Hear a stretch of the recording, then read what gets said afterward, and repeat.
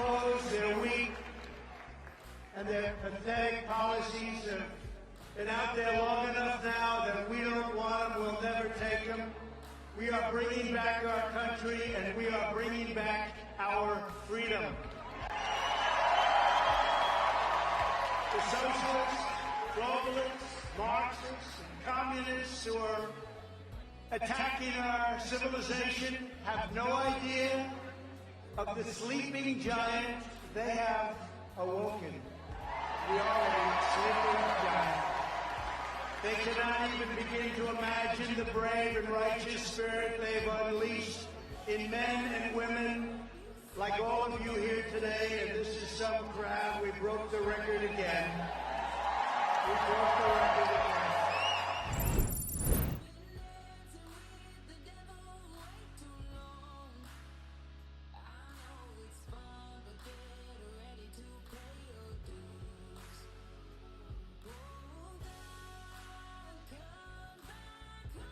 Welcome to another podcast, people. This one's going to be just a real quick one. I've got a few things I'm trying to do, a few things differently. Rather than long ass podcasts, I'm trying to make it snappy. I don't know if you've seen my latest one, which was on Rise on brand new YouTube with Sonia Poulton and Sean Ward. So that's in my Telegram, it's on my Getter. Have a look at that link. And it's a great thing in the morning to watch, to be honest. It's, you know, I said before on my Telegram, it's not doomy and gloomy. You can wake up positive and you can keep that positivity until you leave the door. You don't have to put on this mainstream media. But that's what it's going to be about. Certain things in this mainstream media that we want to know. Let's just roll with it. And I've done a podcast as well on Project Natter on YouTube. So again, it was another great short podcast. Big shout to Nick for sorting them out as well. Thank you very much, my friend. Anyway, let's get back to this. So, we all know that the State of Hate report has came out recently. Hate have decided to run me through their propaganda machine, but that's cool. That's fine. I appreciate the fact that they put a great. This is the picture they put up, and look at it. It's a great picture. Me, Tommy, Danny Tomo, and Anne-Marie Waters. I'm sure that the people are going to be questioning that now, saying, hang on a minute. I've been told by Hope Not Hate that them three characters are far right for the last 5, 10, 15 years, however long they've been doing it for. People are going to start questioning it, so that's a great thing, because that's all I want you to do. All I want people to do is to question what people have been putting out, and then hopefully they can see the right side of what all these people represent. So they put that out, they try to make it out to be some kind of blah blah blah blah blah. I'll link it in the channel somewhere, but I don't really want to give them that much stuff. Anyway, you come for me, I'm just gonna see what I can find out about hate, anti-fascist, anti-racist movement that's really deep funded by the government, but you don't really see them about. You don't really see them handing out leaflets doing this unless it's at a protest, and then even that, it's the Socialist Workers' Party. So my first thing of these people is, what are they taking money for? Is it they're taking money for this State of Hate report once a year? Because that's not good. Or are they there to promote a different narrative? Are they there just to make sure when people become prominent and people are standing with the people, that they can somehow try to sabotage what's going on, so we don't all come together in a collective unification that we all know the government would hate? Who knows? But that's what I'm looking into. So you're going to see lots and lots of reports coming out, very brief reports. But anyway, whilst I was doing that, I found this thing out about the Independent. The newspaper, you know, that newspaper who claims to be centrist, but they're really on the left, and they're quite far left, and you know, they do all of this type of sabotaging of the people. Let's just say they like to target certain people, and they like to run headlines which I would say is bullshit on them, to be honest. But anyway, that's another matter. So what I'm just going to show is not something that is a hidden conspiracy or anything. Is out there, but I just thought it's important.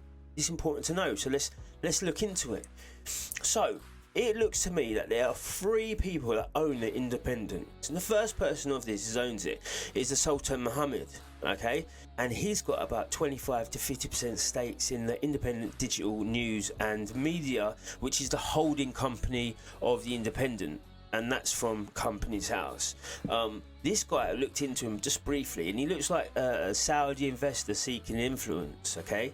But he hasn't got any other businesses in the UK.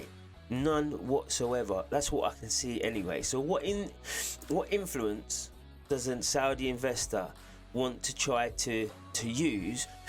Then you got to look at what the Independent do, and they've written a number of articles over the years that, you know, question Middle East and Saudi policies.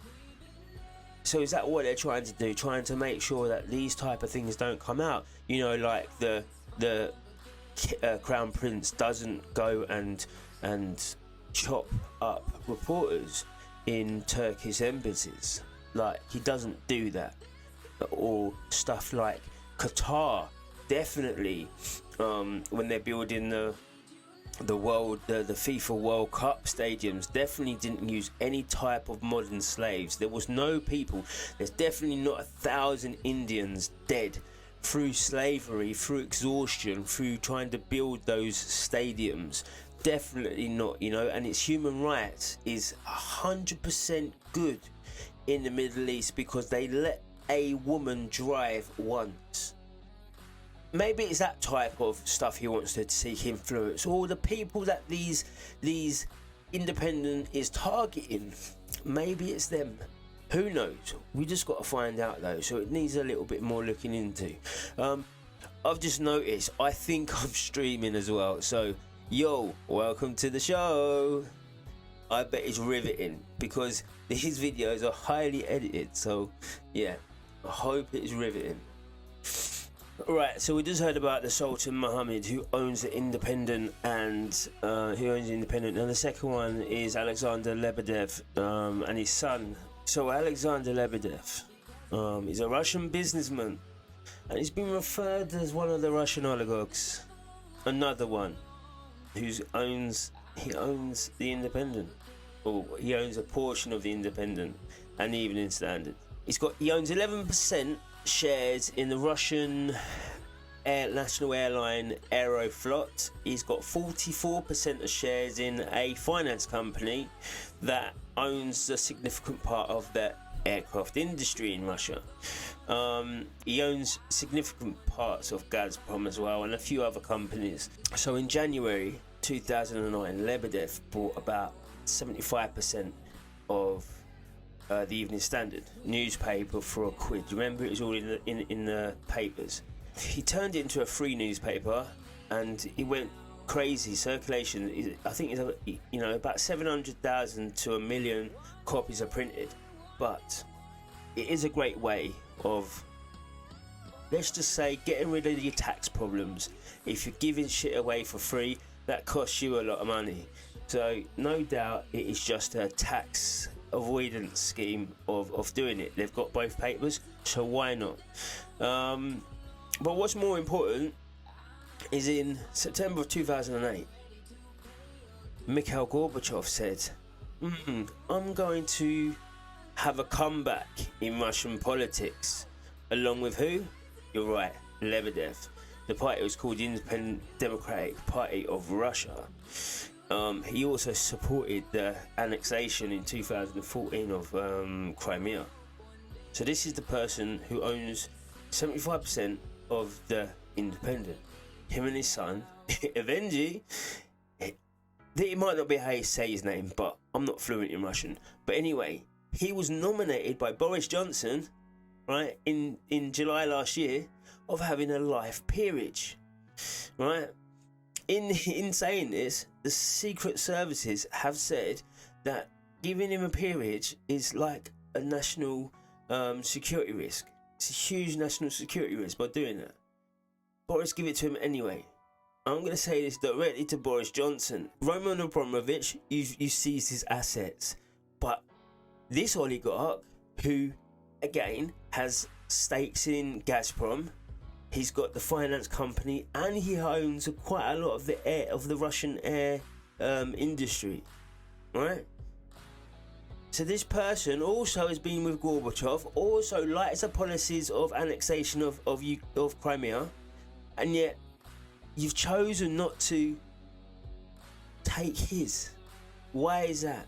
Why have you not frozen his account? Is it because he's actually with the Sultan Mohammed, and now you're thinking you want to go and get oil from the Saudis, and you know if you get a good relationship with the Saudis, they're going to flog you oil for cheap? But that don't necessarily mean the people get it for cheap, does it?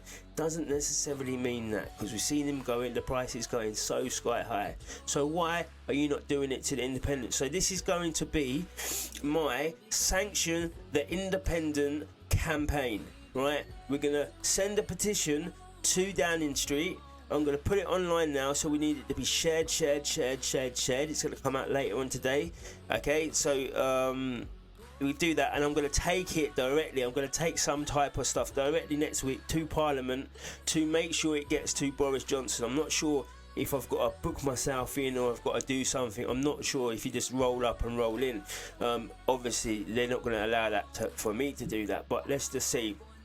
Because we need to understand, why is this oligarch, why is he allowed to push propaganda through the independent newspaper? And he has been doing this since 2009. If you can think back to 2009 and seeing what people were the independent targeting, what types of things were the independent targeting, and then we can look at the people who actually own it, and then we can understand why it is happening. So yeah, please join the campaign of sanction the hell out of the independent, or whatever I'm going to come up with. Because even though I'm smiling and I think it's hilarious, the hypocrisy of stuff, and don't get me wrong, I think Abramovich should be sanctioned if you're sanctioning people. So Chelsea was a good way of doing it, and also it's going to prove a point that British football should be in the British hands. It shouldn't be in hands of people of Saudis, of the Chinese, of the Russians. British people should be owning the British clubs, and that's important. So this is highlighting that fact. And the most important thing of it is this: if you're going to do it to Chelsea Football Club, you're going to need to do it to the independent, because that person there is closer to politics, maybe not to Putin, but to Russian politics, than Abramovich ever was.